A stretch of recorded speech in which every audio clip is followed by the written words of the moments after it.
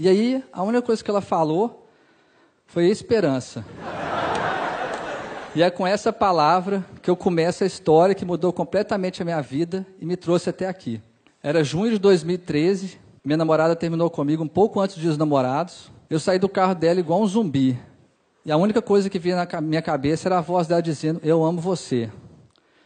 Cheguei em casa, contei para o meu pai, falei, pai, por que ela terminou comigo? Tem amor aqui dentro. E eu sei que tem amor dentro dela. E meu pai falou, meu filho, quando alguém entra na sua vida e depois de um tempo vai embora, pode ser qualquer coisa, menos amor. Construa uma nova história. Eu falei, pai, mas como é que começa isso? Ele falou, não se preocupe, todo começo vem de um final. E aquilo bagunçou a minha cabeça, porque eu comecei a lembrar que todos os meus namores começaram porque um terminou, eu só entrei no emprego porque a faculdade terminou, e aquilo deu um loop infinito. E quando eu estava começando a ficar bem, uma semana depois, meu pai foi diagnosticado com uma doença rara e degenerativa, que queria matá-lo em 90 dias. Na hora que a gente recebeu o diagnóstico, eu e minha mãe começamos a chorar, xingar tudo, gritar, e meu pai na nossa frente, parado, normal, sereno. E eu comecei a xingar meu pai. Eu falei, pai, por que você não está chorando? Por que você não está chorando? E ele falou, olha para mim, meu filho. E a única coisa que eu pensava é, como é que eu vou olhar para a pessoa que eu mais amo no mundo, sabendo que ela vai morrer? E eu não consegui olhar. E meu pai me segurou, falou, olha para mim. E aí eu olhei, e ele falou, se você soubesse que hoje era o último dia da sua vida, você ia passar de chorando. E aí eu e minha mãe ficamos parados. E eu falei, pai, você não pode morrer. E ele falou, meu filho, todo mundo vai morrer.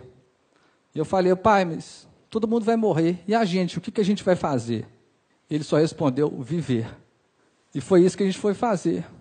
A gente foi viver. Voltamos a fazer coisas simples, como almoçar juntos, ir ao cinema e jantar junto. Até que a doença começou a tentar impedir meu pai de viver. E tirou a capacidade dele de falar. Eu comprei um iPad, entreguei para ele, e ele começou a escrever. Tinha uma pergunta para mim e para minha mãe. Eu peguei o iPad e comecei a escrever. Entreguei para minha mãe e a minha mãe começou a escrever. E meu pai começou a chorar, porque ele percebeu que a gente ia viver aquilo com ele. Se ele não falava, a gente não falava, a gente não ia abandonar ele. Aquelas conversas viraram lições de vida, porque eram conversas sobre o amor, sobre os inúmeros foras que eu tomava e continuo tomando, e sobre o amor que ele tinha com a minha mãe. Eu peguei aquelas conversas que viraram textos e publiquei num blog, e viralizou na internet. Milhões de pessoas liam os textos. Várias editoras do país me procuraram para publicar um livro. Eu nem sabia que meu pai escrevia e que o sonho dele era publicar um livro. Cheguei em casa correndo, falei, pai, nós vamos publicar um livro. E aí ele começou a chorar, tremer e engasgou. Eu corri e chamei minha mãe, mãe, papai está passando mal. E minha mãe veio correndo. E aí eu peguei o iPad, entreguei para ele, e ele escreveu, será que vai dar tempo? E aí eu saí correndo, desesperado, para a editora, e falei, eu não quero dinheiro, eu não quero nada. Eu só quero que o livro saia o mais rápido possível, para meu pai poder ver isso. E eles falaram, você tem todos os textos? Eu falei, tenho. Então me manda agora. Eu voltei para casa correndo, e falei, pai, nós temos que mandar os textos agora, você quer alguma coisa? E ele falou, quero que o último texto seja o meu. Eu falei, tá bom, qual que é o texto? Ele falou, eu acabei de escrever, mas você precisa me prometer uma coisa. Eu falei, o que foi? Você só pode ler depois que eu morrer. Eu falei, pai, como assim, pai? E eu falei para ele, tá bom, pai, então você tem que me prometer uma coisa. E ele escreveu o quê? Você não pode morrer.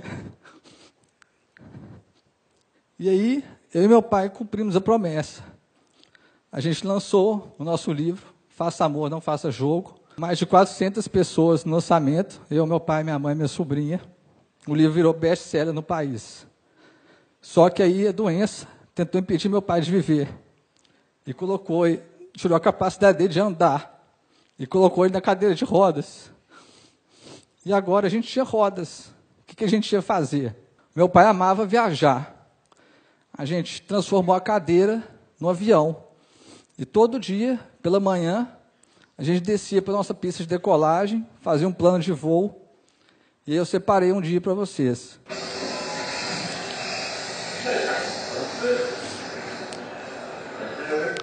Eu não lembro se esse dia a gente estava para Nova Zelândia, foram muitas viagens. E sempre que a gente terminava, pousava, eu pegava o iPad, entrava no país que a gente estava e a gente ficava vendo as imagens. Estudava a cultura do país e tudo. Meu pai, há mais de 30 anos, ia toda sexta-feira com 2 irmãos na mesma pizzaria. Ele continuou indo de cadeira de rodas. Só que a doença tentou impedir meu pai de viver e tirou a capacidade dele de comer. E aí os irmãos deles, meus tios, começaram a ir lá em casa toda sexta-feira e falaram que a pizzaria não tinha graça sem meu pai. E aí eles ficavam rindo, dando risada, e meu pai começou a chorar quando eles fizeram isso, porque ele viu que os irmãos dele não iam abandonar ele, e não abandonaram. Foram lá em casa toda sexta-feira até o último dia de vida do meu pai. Meu pai, ele formou em Ouro Preto, Minas Gerais, e ele tinha 3 amigos. Quando eles formaram, eles combinaram que de 5 em 5 anos eles iam se ver. Naquele ano, meu pai estava muito debilitado e não conseguiu ir. Os 3 amigos dele, cada formando, tem uma foto pregada na República.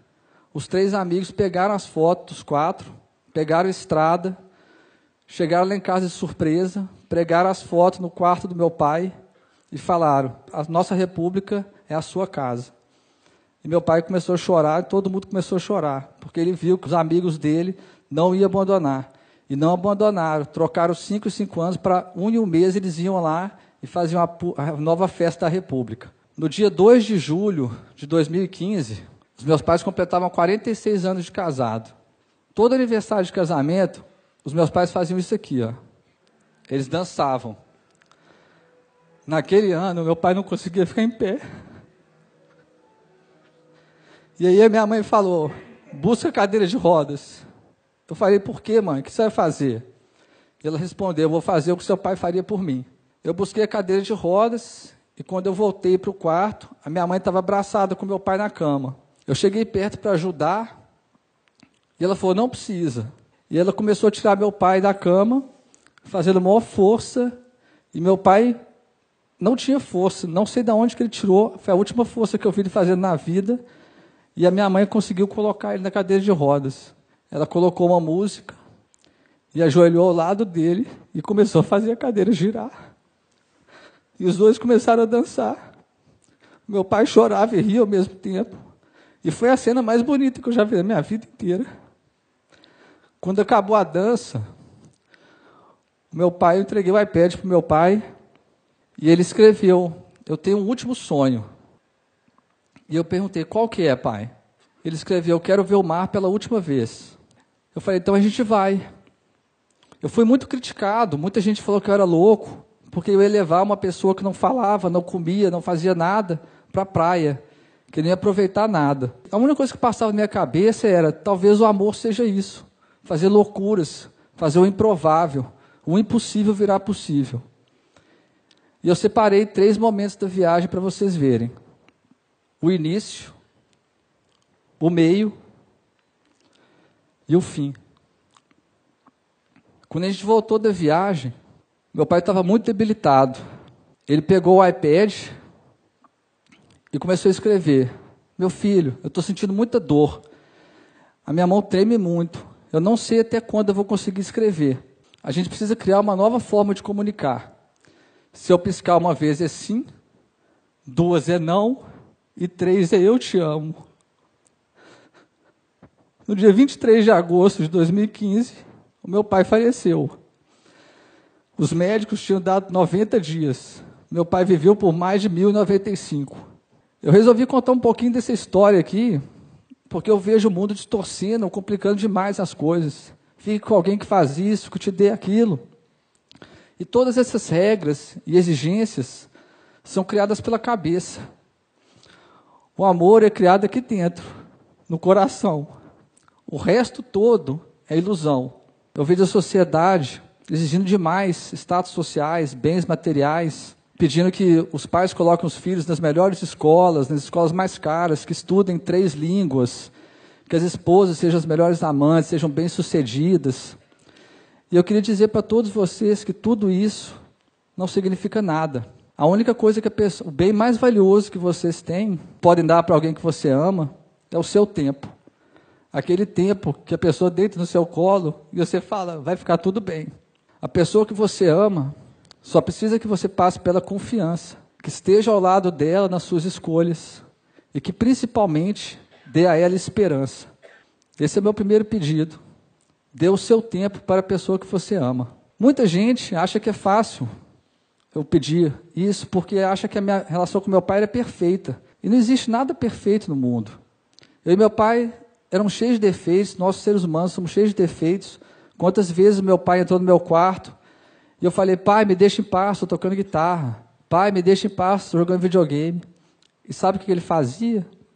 Ele sorria. Eu tratava ele mal e ele sorria.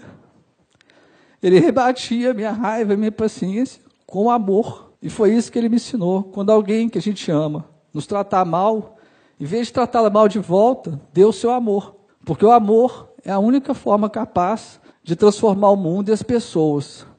O meu pai me transformou. Ele me salvou. Ele nunca desistiu de mim. E esse é o meu último pedido. Nunca desista da pessoa que você ama. E agora, vocês devem estar querendo saber o que é o amor. Acreditar. Esse é meu enigma. A forma mais bonita que eu aprendi para deixar um pouco do meu amor dentro de todos vocês que estão aqui. Fica com Deus. Obrigado.